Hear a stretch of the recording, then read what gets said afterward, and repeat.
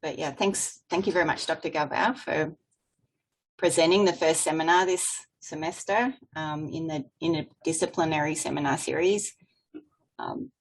Before we get started, I'll just give a plug for the series. I still have 2 speaker slots open. If there is anybody else who would like the opportunity to present data summaries, or if there's graduate students that would like to present, please contact me afterwards. And with that, I'll hand this over to Dr. Galvao, who's going to talk to us today about the management of metritis with and without antimicrobials. Thanks, Clips. All right, thanks for the introduction, Fiona. Well, this is a presentation I gave last year to the DCRC, and Fiona was trying to find speakers. I thought it would be a good opportunity to present, because probably some people did not have a chance to see this. So the scheme metritis be treated or managed without antibiotics. Well, by now, probably you're tired of listening to this, but yeah, we think metritis is important. Why? First, it has a very high prevalence, and I'll show you some data on that. And it has negative consequences in regards to milk production, fertility, conception rate, and pregnancy loss. And our group here, and our, of course, Dr. Santos has a lot of data on that. And also, because of those negative consequences, we see an increased cooling, both in cows that die from the disease and also cows that are sold from the herd. And previous work had shown an economic loss between $250 and $500, and that upper range there, it's data from our group, and I'll show you some of that as well. And also, it's very important to consider the animal welfare, and 2 very nice studies have shown that the metritis has a negative effect on the cow's welfare. And that makes sense. We all have seen, that the cows, this acute disease makes cows uncomfortable, but also it's good to see that this can be quantified. And these 2 studies cited there measure substance P, which is substance associated with pain. So it can directly quantify that indeed this is a painful disease. All right. Although this is, this is a very severe disease and can kill cows, we also have the high self-cure rate. So if cows don't die, eventually they get better. So that's the bottom line. And when we evaluate them, you see that usually the cutoff or the targets or the day that we chose to evaluate these cows is 14 days after the initial treatment. It's a long time to wait to evaluate cure. But that was determined way back when John Chanal did his study for the approval of Selfcure hydrochloride in 2004, and that's what we are still doing these days. So anywhere from 55 to 62% of the cows have self-cure, meaning that they would not need antibiotic treatment. So those are cows that were left untreated and they cured by themselves. So why use antibiotics in those cows if they don't need it? So the key is to know which ones are going to cure by themselves and which ones won't. But we'll show some more on that later. Now, so the question is, can uterine infections be managed without antibiotics? So we'll see what kind of data we have on that. And also the decision to treat with antibiotics should take the welfare, right? We said that that's important. The economic impact, we saw that metritis has a huge economic impact to the dairy. And the increase in antibiotic resistance, that also should be taken into consideration. Every time we use antibiotic, there is a possibility that we select bacteria that are resistant to that antibiotic and that can be propagated. So we need to keep that in mind for judicious use of antibiotics in dairy. Okay, so basic definition of metritis, and thanks to Segundo Casaro, he put together these very nice pictures here, showing the way we evaluate and classify cows as having or not metritis. So the only score here that is considered metritis is score number 5, which are cows that have fatted. Of course, you cannot appreciate that here, but red, brownish, almost black, and see number 5 here is almost black, watery discharge, and all the other ones 1 through 4 are considered not metritis. And we know that number 4, score 4, also has a detriment to fertility, but we do not consider that as metritis, so it's lumped. When we do our evaluation, the number 4 is lumped with number 1, 2, and 3. 1, 2, and 3 are completely normal. There is no negative effect to the cow. All right, so these are videos that Segundo put together, which are quite nice. They show discharge from cow that does not have metritis, which is number 1. The span on the left here, and this discharge will be a number 2 probably because it has some specks of pus, but you see it's very thick mucus, so the mucoid discharge wouldn't be fatted, so that cow is completely normal. Just one more time here. So it takes a long time for that discharge to run on the tray there. You see that it's thick mucus, so probably discharge score 2. Now here on the right, you see a discharge of a cow with metritis. You see that it's very aqueous, right? It runs on the tray very easily, and you see some pieces of necrotic material. But at the end here, you still see some mucus. So Segundo was not very happy with that. He said, I can do better. So he found another one. So that cow will be metritis, yes, for sure. Fatted, watery, uterine discharge. So it's no, I can do better. So we found this one. So this even more watery, no mucus at the end, black discharge. So both cows will be considered metritis. So you see that there is a degree of severity of the disease. But in our studies, both cows will be considered as having metritis because they fit the definition of fatted, watery vaginal discharge, reddish to brownish. And this will be the one that is almost purple or black. Okay, very good. Let's see if we can move. There you go. So I said that the disease prevalence is quite high. So this is data from a USDA study led by Paulo Pinedo, in which we participated, Jose participated, Ricardo. So everybody had a chance to go to the farm. Not the students, the grad students had a chance to go to the farm and evaluate these cows. So it gives us this nice data in regards to prevalence. So in the previous literature, the incidence of metritis was around 20%. In this data set was even higher, 25%. And with a range of 15 to 43, you see there is huge variation. Some farms doing okay, 15% I think is still high, but 43% is definitely very high. And we usually check these cows just once, between 3 and 10 days postpartum. So usually to have a more complete picture, you have to check these cows at least 2 times. The better to check these cows 3 times postpartum.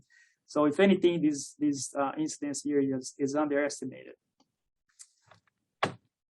All right, now coming to treatment, right? So that's the usual. So the topic is, can be treated without antibiotics. But first we have to see what antibiotics do for the cows. And they do increase cure rates. So that's what we see here with this study from Johnson out in 2004.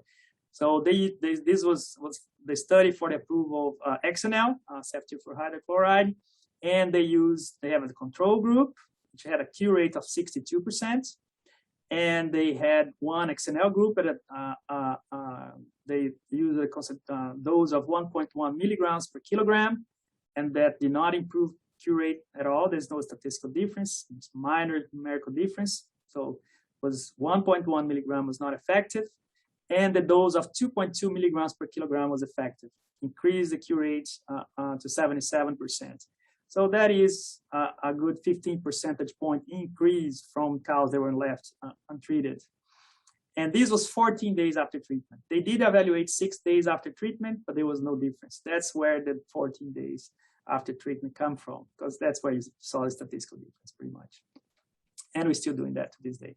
So if you are to use XNL, it's important to use the correct dose, which is 2.2 milligrams per kilogram. All right, okay. After that, Zoetis, before it was Pfizer, that was spun off, now it's Zoetis, approved Exceed, which is the long-acting formulation. That's the dose for that, 6.6 milligrams per kilogram, given at the base of the ear subcutaneously. And here they got a 19 percentage points increase in cure rate, so from 55 to 74% cure. So again, control, 55% of them have self-cure. And we sort of repeated that as part of another experiment that I'll show you later on, where we saw a control group having a cure rate of 62%, very similar to the study by Chenault. and the exceed having a cure rate of 78%. So that gives you a good 16 percentage point increase in cure rate. That's what antibiotics will give you, anywhere from 15 to 20% increase in percentage points increase in your cure rate. Does work. Antibiotics do what they are designed to do. They improve cure rates. So, but can we identify these cows here? There's the 62% that would not need antibiotic and would cure by themselves. That's the biggest challenge. So just have an idea, I told you that I would show a little bit on the cost of metritis. So we had all that data from the USDA study from the 16 herds. So we say, okay, let's take a look, a fresh look at that and see what's the cost of metritis. So after you account for all the incomes and costs, such as milk production, pregnant cows, cows that were cooled, dry matter intake, milk sales, cow sales, any cows that are left in the herd have residual cow value, feeding costs, replacement costs, anything that gives you an input, an income or a cost from that data set, from those 16 farms, several regions of the US, the cost was of having metritis compared to cows with no metritis, it's more than $500. So it's a huge cost to the dairy. Now, interestingly enough, there's a huge variation from farm to farm. So, for example, one farm in Ohio had a profit loss of almost $950. And one farm in Texas had a profit loss of about $150. So it's a huge range, right? $800 difference. So what are these farms doing different with these cows that have metritis, that some don't lose as much and some lose a lot? So probably there are things here in regards to management that need to be explored to try to decrease the cost of metritis. One farm in particular, this farm that has an asterisk here, it's an organic farm, so they could not use antibiotics. Their cost is a little bit higher than average, but still lower than other farms that could use antibiotics. And I'm saying could use because I'm not sure, I don't know. We don't know if these cows were treated. We went to the farm, diagnosed metritis, and we don't know what the farm did with that because the farm was doing their own diagnosis and treatment. So probably the choice of treatment has an effect on the amount of money you lose from having a case of metritis. But for sure, we know that this farm in Texas could not use traditional antibiotics. But it's just an observation thing. Doesn't tell us anything about what are the management strategies or treatment decisions that could decrease the cost of metritis. All right. So now this economic comparison of the treatment, in this case, exceed, and compared with not treating cows with metritis. Okay, so these will take a little bit more time to explain. So again, we look at the whole picture, you know, the incomes and costs for taking into consideration everything. So the control group are cows that had metritis but were left untreated. Now the exceed group, of course, received exceed, 6.6 milligrams per kilogram, 3 days apart. And we had a comparison group of cows that did not have metritis, right?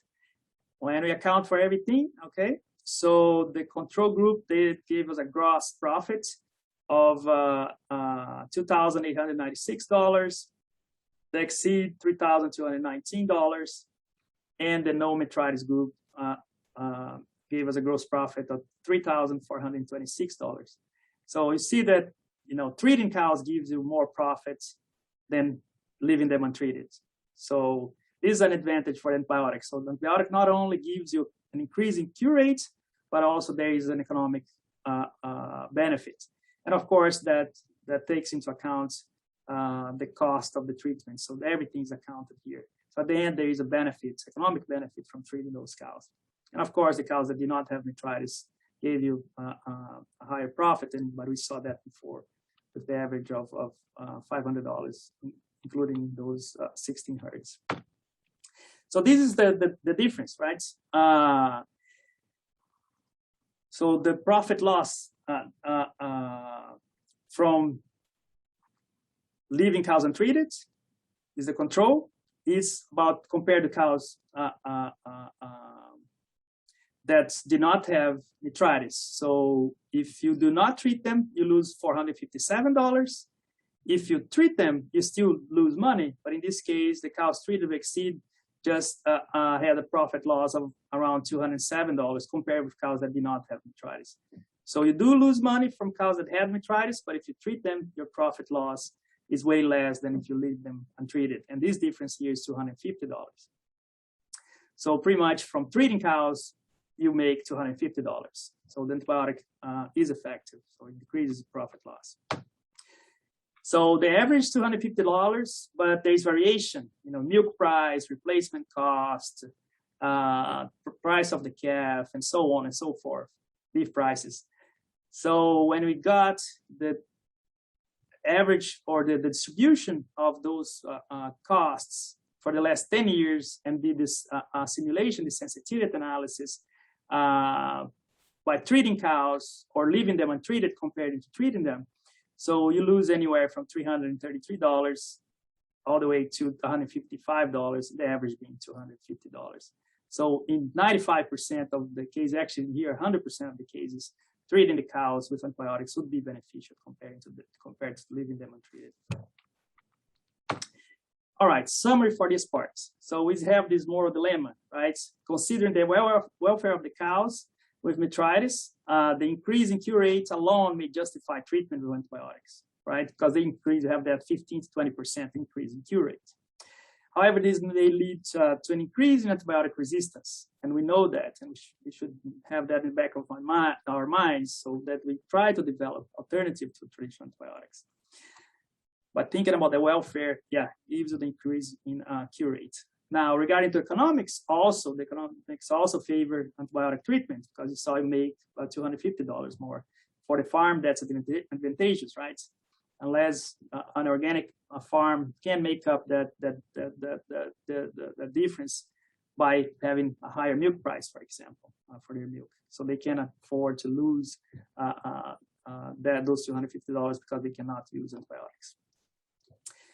So the solution would be to have an effective alternative to traditional antibiotics that will need to be developed to solve this moral and economic conflict. So this brings us to our attempt and failed attempt at developing an alternative to traditional antibiotics. So this was another USDA project that we did in collaboration with Dr. Jong. Dr. Jong had started to work with this molecule even before he came to the US, not to the US. And it was very promising. In the beginning, I was very excited about these because these chitosan microparticles were very effective against E. coli. And we thought that E. coli was a major contributor to metritis. And it's okay, if this thing can control E. coli, maybe we can use these chitosan microparticles to prevent or treat metritis. So we had pretty exciting data on the prevention side, but the USDA project was approved to treat metritis and not to prevent. So that's what we tried to do. So we had here 275 cows on each group, but you see here the cure rate for the chitosan microparticles was exactly the same, numerically lower, but there's no statistical difference compared to the control. So did not work when it comes to cure rate, right? That's one measurement. And the Exceed already showed the data had 78% cure rate. So what was even more concerning was that the chitosan microparticles led to increased culling of cows. So double pretty much the culling in cows that received the chitosan microparticles. So probably what happened here, and we had good indication of that with all the things that we evaluated, is that the chitosan microparticles increased, exacerbated inflammation in those cows, which ended up affecting milk production and increased culling, both cows that died and also sold from the farm. So that was discouraging, to say the least. So we put that to the side for now. So the chitosan microparticles, we're not trying to work with that anymore, but we still do have USDA projects to try to develop nanoparticles. Maybe the nanoparticles will be less reactive, and maybe they can be combined with traditional antibiotics but more older generation antibiotics, so we don't rely so much on Selfcure. So those are strategies that we're pursuing still.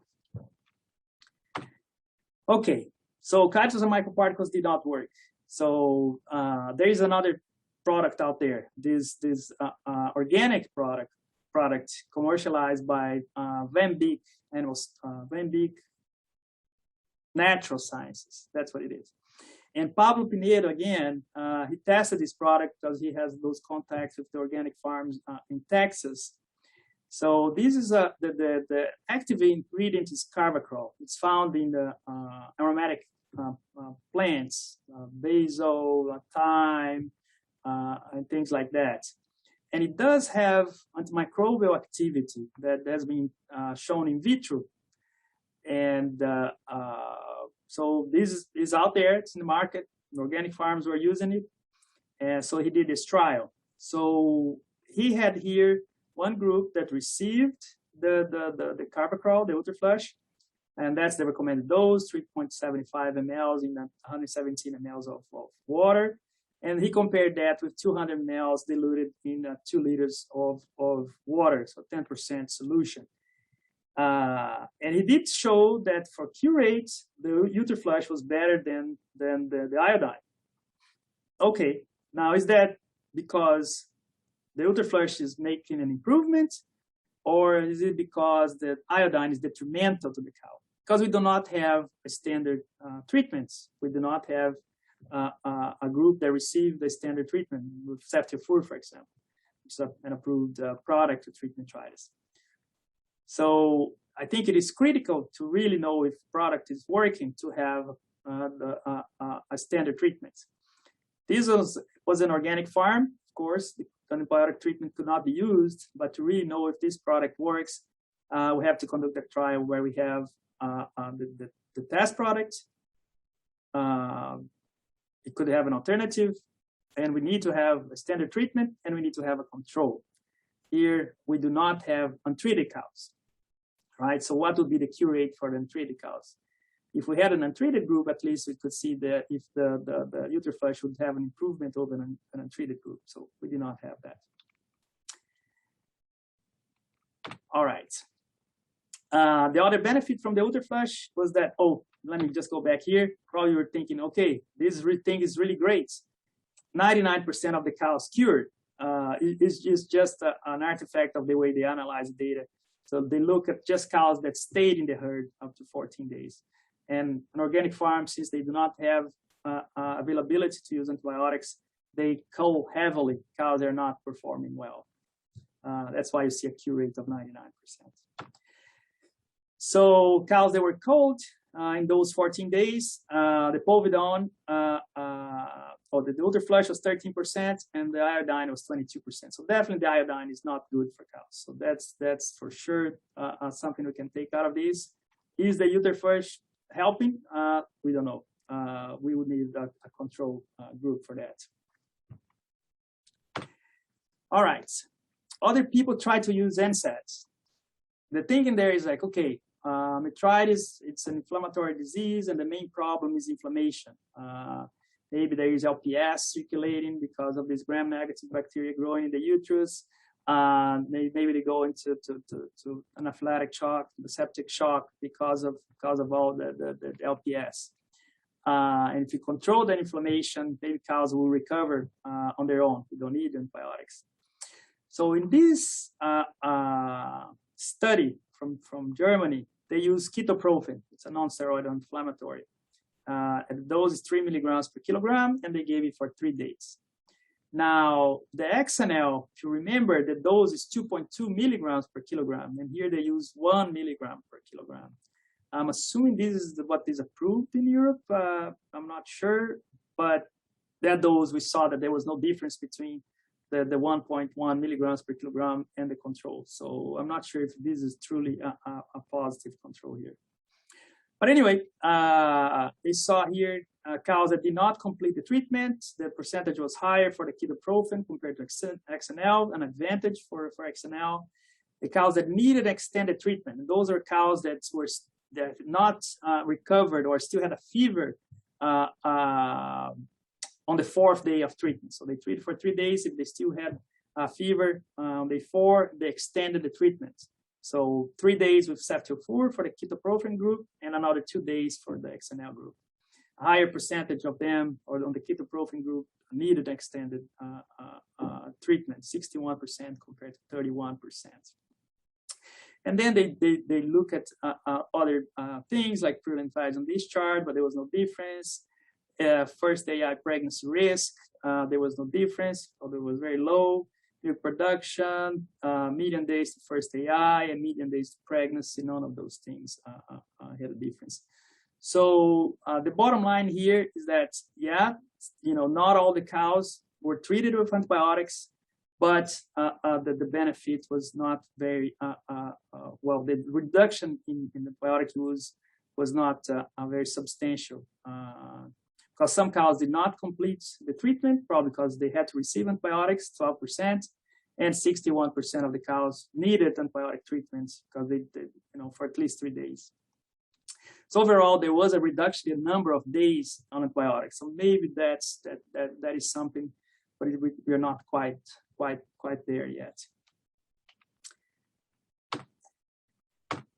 All right. In summary, our attempt to develop an alternative to traditional antibiotics failed. We still continue to try to develop the chitosan nanoparticles, and let's see, and combine that with traditional antibiotics, more like older generation, and let's see where that leads. So, but having randomized clinical trials that include an antibiotic treatment and an untreated control are limited so far. We don't have a lot of those. We need more of those to really find out if some of these alternatives can indeed be used. So we need to continue to develop and test alternatives to traditional antibiotics using randomized clinical trials. Okay, so still data from the chitosan trial, but then Vinicius Machado, who is now at Texas Tech, and we have another grant in collaboration, so more on these will come in the future. But with the data that we had cows untreated. So he decided to work with those and measure several metabolites on the day of diagnosis and see if those could help predict cows that would cure, right? So again, going back to those 55, in our case, % of cows that cure by themselves, can we predict which ones are going to cure by themselves so we wouldn't need to use antibiotics on those cows? So he measured several metabolites, haptoglobin, glucose, NIFA, BHBAs, calcium on the day of diagnosis, and tried to use those in the model, in a logistic regression model, to predict which cows would cure by themselves or to have self-cure. And things that were left in the model, there were days in milk and haptoglobin, okay? And cows that were diagnosed 8 days, after 8 days postpartum, were more likely to cure by themselves. That's one thing left in the model. And cows that had haptoglobin concentration less than or equal to 0.54 milligrams per kilogram per ml, were also more likely to cure by themselves. So if you apply those cutoffs, so in the case of days in milk, 35% of the cows would be flagged as going to cure by themselves. But the sensitivity was quite low, 44%, but with good specificity, right? So that's good. So this low sensitivity, high specificity gave us a pretty good positive predictive value. And this case is really what matters to us. Those cows that we flagged saying that they would have self-cure, they would cure by themselves, 82% of them did. So that's pretty good, right? So these cows are going to cure by themselves, 82% of them did, meaning that the rest, the other 18% would need antibiotic treatment because they were not cured by themselves. So we started out with 35%, but 82% of them cured by themselves. So so that is 29% of the cows. So that's about the reduction that would get from applying this cutoff. If we just went to the farm, cows that are developed by diagnosed with metritis after 8 days in milk. We don't treat them. We get 82% of those that would really cure by themselves, and the remaining 18% would need antibiotic treatments. But just 35% of them would be flagged, right? Most of them are being diagnosed before 8 days in milk. So the really true reduction in antibiotic use is just 29% of the cows. Now, haptoglobin, that's just 31% of the cows will be flagged. The positive predictive value is still pretty good, 80%. So meaning that the other 20% would need antibiotic treatment. So the reduction would be just 25% of antibiotic use. So if this strategy would be implemented, if you were to be implemented, you'll get a reduction from anywhere from 25 to 29% of the cows would not need to receive antibiotic treatment. Not great, it's something to start. Okay, now Eduardo also looked at this, but just including the data that we had available that was collected on the farm. So still, days in milk was significant, the same cutoff. So this data here has included 275 cows. What Vinicius used was 170. So yeah, those 35% of cows will be flagged. Sensitivity is 42%, specificity is 78%, and gave us a positive predictive value of 78%. Remember, if we give antibiotics to all the cows, we get a cure rate of 78%. So using this threshold will give us about the same. So it would be okay to leave those cows untreated, recognizing that some of them would need to be treated, in this case, 22%. But again, a reduction of antibiotic use of just around 27%. Now, temperature is pretty interesting. So the cutoff is that if cows had a rectal temperature of 39.2 Celsius or less, and this is pretty good because it flags quite a bit of cows, more than 50%, get low sensitivity, moderate specificity, but a positive predictive value of 74%. Yeah, still in the ballpark of what you get for cure rates with antibiotics, but then the number of cows that would not receive antibiotics increases to 42%. That's considerable. So this is easy to implement and quite effective. They have 42% reduction in antibiotic use. Now, the latest work that we have that's also piggybacking on another USDA grant, this grant that we have with Vinicius, and this is data still from Eduardo, but Ricardo Chabel was doing another project, and we had cows with collars, and a smaller group of cows, about 40 cows, that were not treated, had these activity monitors that measures activity, right, walking, and also rumination. So if we include all the other things that we had identified, but in this case, here in this model, days in milk was left in the model, and vaginal laceration score was also left in the model. But then we include rumination and activity, measures of rumination activity. And we get a pretty good model. Nice area in the curve, nice accuracy. They would flag 42% of the cows with positive predictive value of 88%. So really, really good about identifying the cows that would cure by themselves. And that would lead to a reduction of 37% in antibiotic use. So this is exciting. Jessica's continued to work on this. She has fresh data, and hopefully later this year or next year, she'll have a chance to present that to us with more data. So the summary for this part, the prediction of the trials cure is promising and should help decrease antibiotic usage. More to come on that. It's exciting. So to conclude, the welfare, the economic impact, the increase in antibiotic resistance should be taken into account when making treatment decisions. So the economics and welfare favor antibiotic treatments, and effective alternatives to traditional antibiotics need to be developed and tested using randomized clinical trials. And the prediction of metritis cure should decrease antibiotic use until an alternative treatment is developed. So that'll be the ultimate goal, to have something that is effective, so we we can completely eliminate the use of traditional antibiotics. We are not quite there yet. This is a very challenging proposition, so hopefully we get more luck in the future with that. with that, thanks to all the students and collaborators and funding to conduct this work. And I'll be glad to take any questions.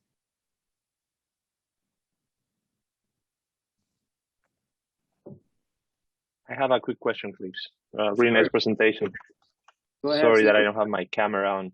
That's fine. So in that project from the USDA, in which you found that the time to pregnancy was, you didn't show that here, but you found that the time to pregnancy was delayed by 60 days in cows that had a score 5, so cows with metritis. Okay. But the ones that had a score 4, they were delayed by 30 days. And my question is why you wouldn't consider to treat cows with a score of 4? Okay, let me go back there. Right, I did not show that. I could have. And that's a question that I know it came into my mind. All right. So when you look at effect on fertility, metritis, when you do a survival curve and look at delayed time to or increased time to pregnancy, right? Delaying or decreasing pregnancy rates. The decrease that we see is only for cows with score number 5 is only about 16 days, 16, not 60. So it's not huge, just 16 days increase in time to pregnancy when you would do a survival analysis. Now, score 4 also has a delay, but I can't remember from the top of my head. Metritis I remember very clearly. Maybe 8 days, something like that, less than score 5, compared to the 1, 2, and 3s. 1, 2, and 3 are completely equal. So to look at just that delay is not a whole lot. And that is because a lot of the cows are cold before 60 days. So metritis increases culling quite a bit. So the cows do not have a chance to even get into the breeding program because they are cold before 60 days. There's a big difference between scores 1, 2, 3, and 4 compared to score number 5. So it's a selected group of populations, it's a biased populations, not unbiased, because they have difference in culling. So but it's only 16 days, and the effect for score 4 is even less. But there is a difference. Does that answer your question? Yes, perfect, thank you. So treating the score number 4 would actually go to the opposite direction, would increase the use of antibiotics. So, but to really get to that question, you would have to treat and not treat just cows with score 4, right? To really get to answer your question. Do we need to treat cows with score 4 or not? We have to identify cows with score 4 and treat half of them and do not treat half of them and see if there was any improvement. Here becomes a challenge. So then we establish cure rates and outcomes such as milk production, reproduction, culling, economics, and so on and so forth. I don't think anybody's going to go in that direction right now because I think everybody's thinking about decreasing antibiotic use. So anything that would increase antibiotic use might not be that well received. For sure, USDA might not like to fund something like that. Pfizer or Zoetis might want to fund, but even them, I don't think they would want to pursue something like that. A good question.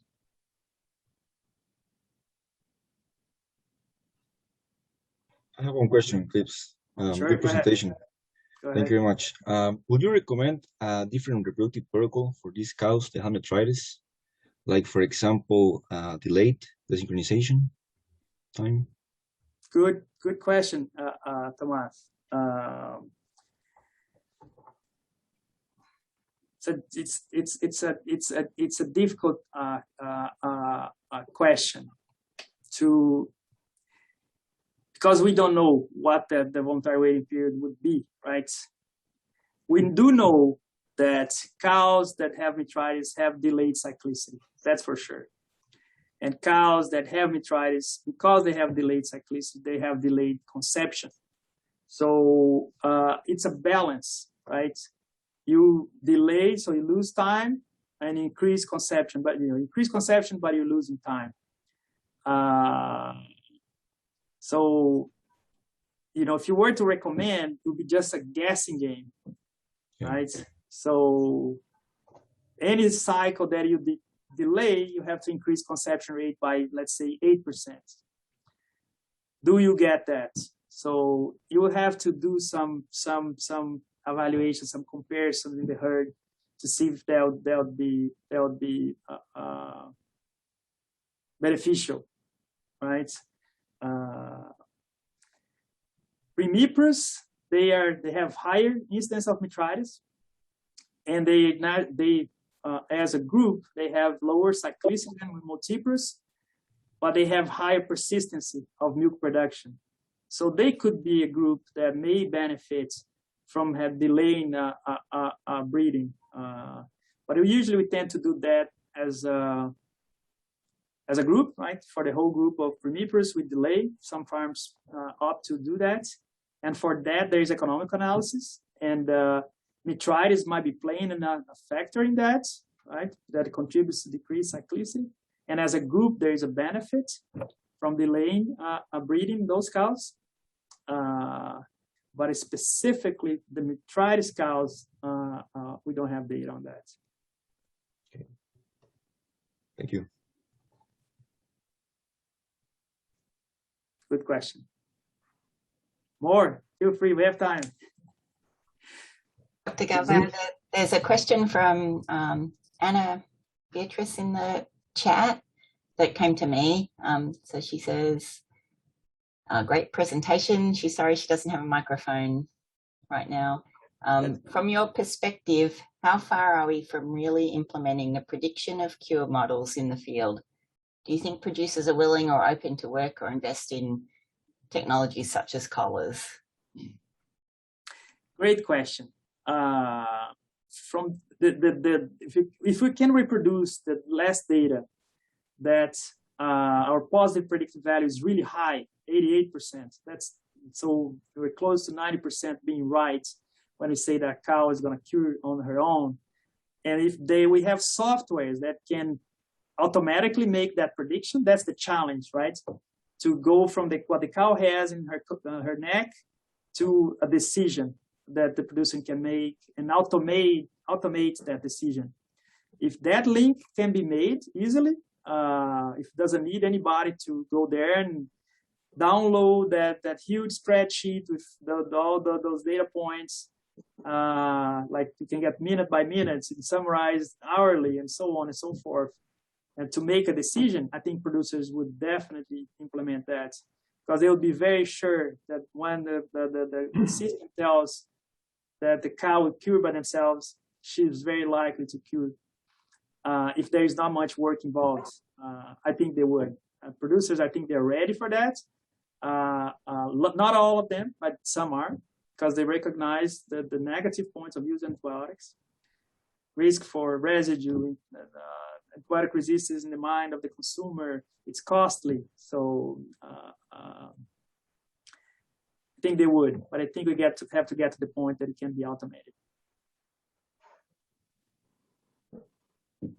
So Klebs, can I just ask a question, make a comment, I guess? Sure. So going back to Tomas, so these cows have reduced milk production, yeah? And that's already a checkpoint in increased risk of culling. Right. And they have reduced probability of pregnancy, probably above and beyond just the first service, yeah?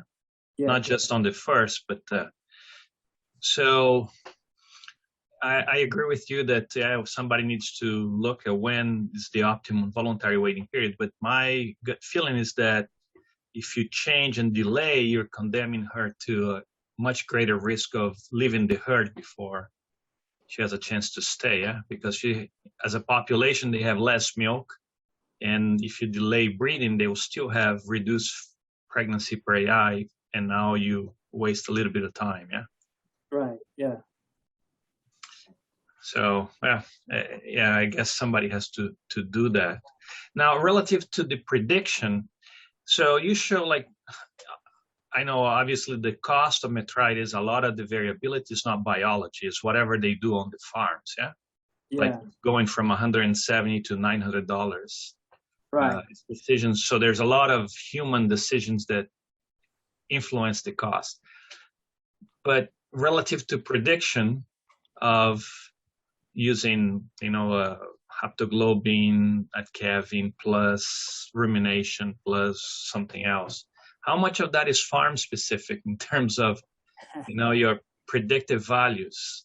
So that if you use this, wherever you did the experiment, you're going to predict accurately the majority of your decision will be correct. But if I go to the very next farm, I have a disaster because I made a big mistake and I let a lot of cows go untreated when they deserve to be treated.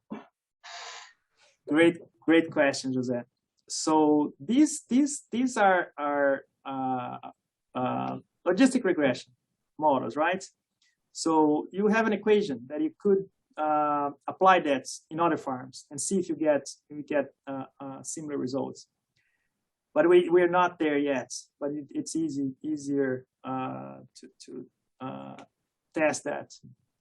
I guess the next step would be to conduct this type of trials in more farms. So if we had several farms, we could create a training data set and a test data set to validate these for generalize the use of this technology. But yeah, it's a good point, and we don't know the answer for that yet. But it can be done. It can be tested. So maybe somebody needs to, Ricardo needs to get a USDA grant and do that. This is Bill Thatcher. Go ahead, Dr. Thatcher. You can hear me? Oh, yes, go ahead. Yeah. Mine's a discussion point. Basically, you have such a spontaneous recovery where animals don't need any assistance. And then you show the effect of antibiotics, and you show the effect of the uterine flush. That product, which was iodine, is that right? Yeah. So iodines are very strong antioxidant, and there's a lot of obviously inflammation going on. But if you look at the oxidative status of cows prepartum to postpartum, there's tremendous increase. Cows normally having a high oxidation status that they need to go into a state where we have exposure to antioxidants, that they're less reactive oxygen species, and this is a major problem in lactating cows, and it seems to be related, oxidation status, to overall reproductive performance. So the uterus is getting a slug of this iodine, and my wondering is that shouldn't we be directing maybe the possibility of regulating the entire animal's oxidative status specifically? Not necessarily her hypocalcemia, but maybe, for example, different ways to feed the animals. I could make one maybe possible suggestion, but ways to feed the animals were a combination of selenium and other possible antioxidants that could be used, either injectable or fed, and affect the overall oxidation status of all the animals, considering the hypothesis being that all the animals have to go through this period of oxidation. It's just evident by the change in postpartum uterine changes, increases in milk production, non-lactating to lactating changes. This is a real stress on the cow. So their overall oxidation status, and some cows do it better than others, and those are probably the ones that don't require any treatment, or ones that don't get metritis. But anyway, I'm wondering if that's an area that we should be considering is really the over-oxidation status and how to manage that from a veterinary, herd health, nutritional perspective.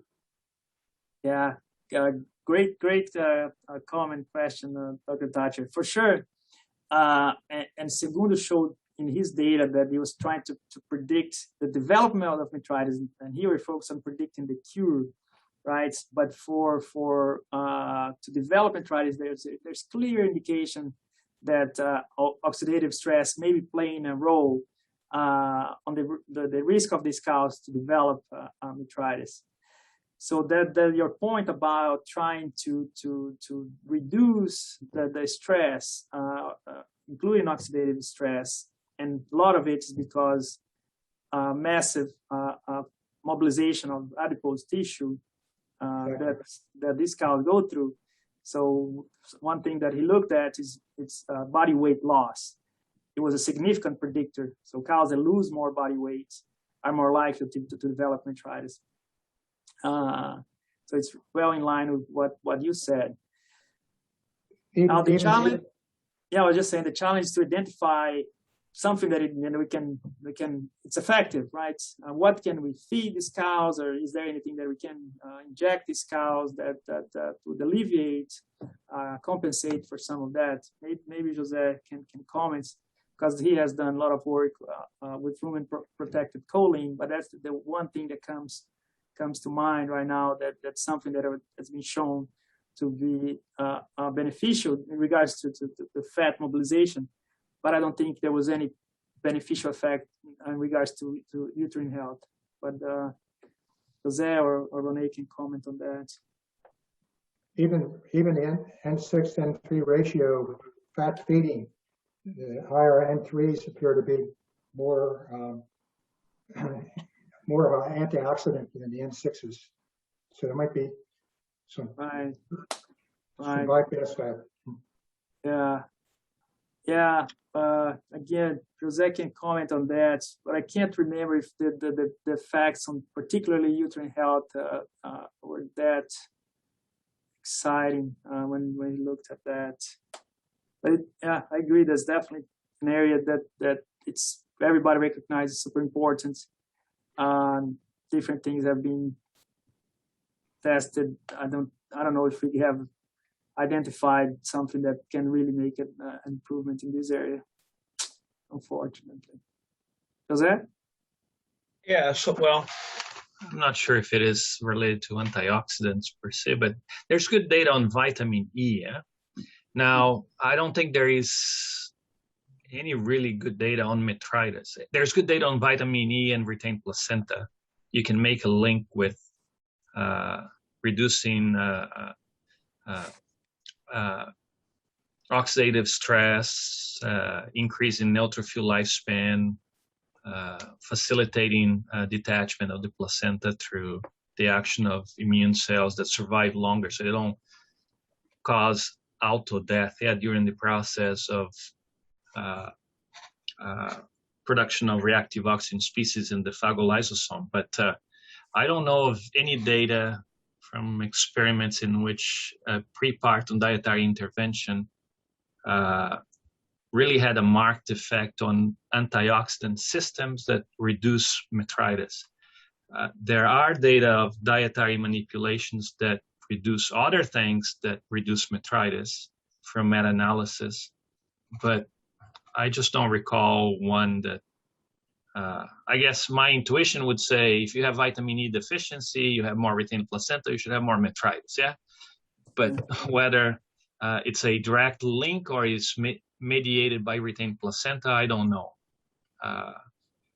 So that would be one of those that I think. Now, Dr. Thatcher is coming from the anti-inflammatory effects of omega-3 fatty acids. Yeah, they might have some protective effect, minimizing peroxidation of membranes, although they're quite reactive. Yeah, so if you enrich tissues with those polyunsaturated fatty acids, although you may attenuate inflammatory response, they are pretty reactive because of the nature of being polyunsaturated, having double bonds there. But I really don't know of any good data that shows reduction in cases of metritis. You know, people create all these models and link A with B with C and D, but when you really look at the data, like have 500 cows per treatment, you know, you don't find those results there. You know, it's like the chitosan, yeah? You do that in 5 cows, it looks wonderful. When you do the real experiment like you did, it's not as beautiful as you expected. So anyways, yeah, probably an area to be explored for sure. I'm sure if you have deficiency of micronutrients, it's probably going to make things worse. Whether adding more, it's protective, I don't know. It's a And good question. I think this problem is even more obvious or more of a problem in hot, stressful environments, seasonal periods of summer, and, in terms of the antioxidant oxidant balance, this type of thing. A lot of times when we look at the seasonal variations, effect of season on the instance of metritis, we cannot see that. Sometimes the opposite. Cows have more metritis in the winter. Yeah. Of course, there is multifactorial. You could have both, right? Other things that would increase for some reason in the winter. I cannot think of anything. Maybe just because it's a fallacy that it's not a controlled. It's not a controlled experiment. It's just observational, right? Metritis went up in the winter, but it's not cause and effect. So good. So we have many more years of research that we can on this topic. Thank you. All right. Thank you, Dr. Thatcher. Libs, there is one question from Amir in the chat, if you are able to see Sure, that. yeah. I can answer for sure. I'll try to answer. He says, great presentation, Clibs. Did you evaluate the intrauterine antibiotic infusion compared to systemic infusion or both together for efficacy? Okay. So what we did, it was the chitosan treatment is intrauterine infusion, right? The chitosan is applied intrauterine in the uterus with infusion. So the Exceed is the usual route, sub-Q in the base of the ear, and control did not get anything. I'm not sure if this is what he's referring to, but that's the way the treatments are applied. And we use 24 grams every other day and 3 total applications for the chitosan microparticles.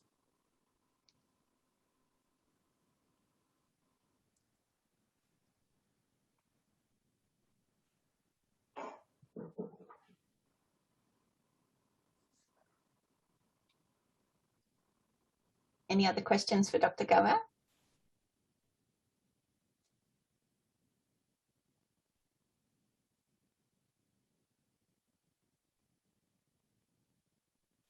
I guess we're out of time. I guess we are. Thank you so much, Clibs, for a really excellent seminar. And I will send out a schedule to everybody on the email list for the rest of the semester. And if there are people that are not on the email list that did not get the notification for this seminar who would like to be on it, please pass those on to me. Thank you very much. All right. Bye-bye, everybody.